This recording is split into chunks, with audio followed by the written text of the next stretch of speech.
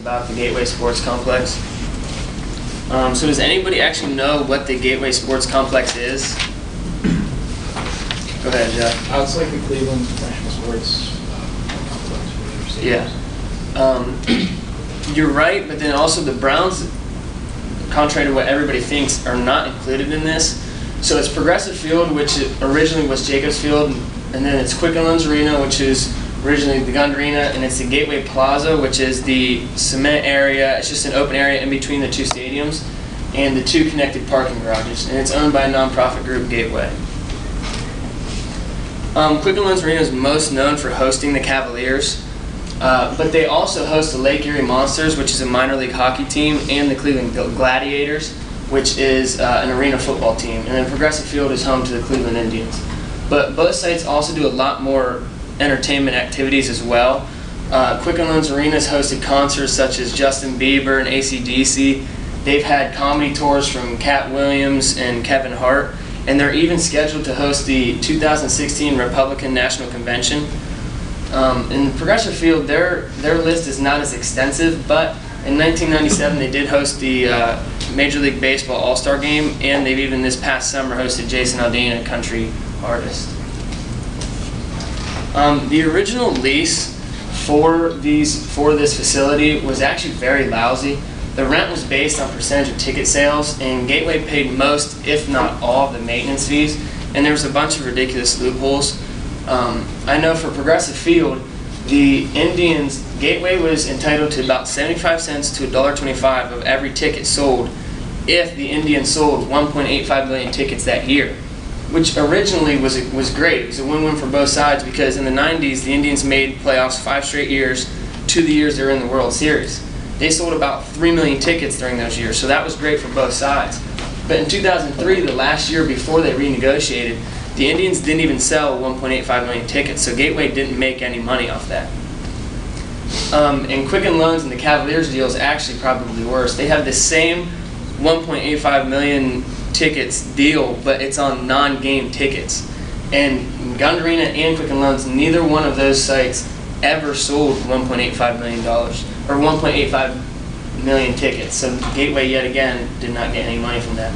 And there was another loophole that was just probably the worst of them all. The Cavaliers were allowed to deduct any capital expenses from their rent, and by 2003, before they renegotiated, Gateway actually owed the Cavaliers $9 million from that.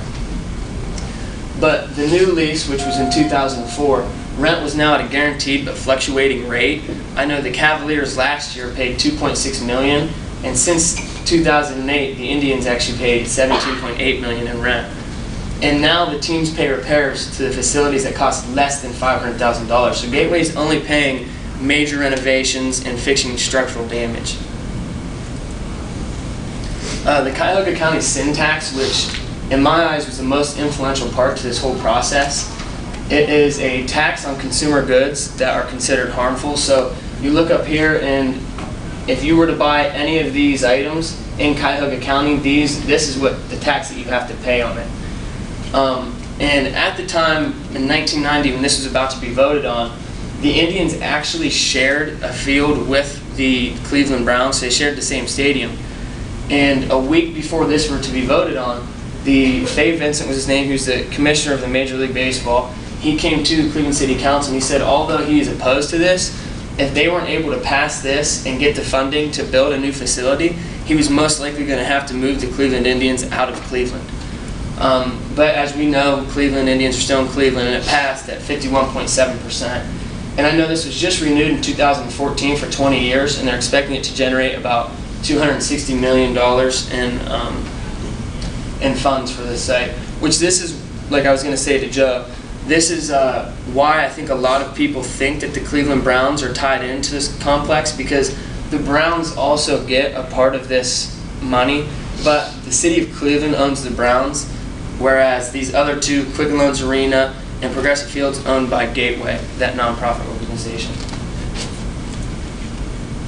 And other major contributors, Cleveland Tomorrow is a group of top executives from the 50 largest companies in Cleveland, and they were a big part of starting it up. They raised a lot of funds and even donated a lot too.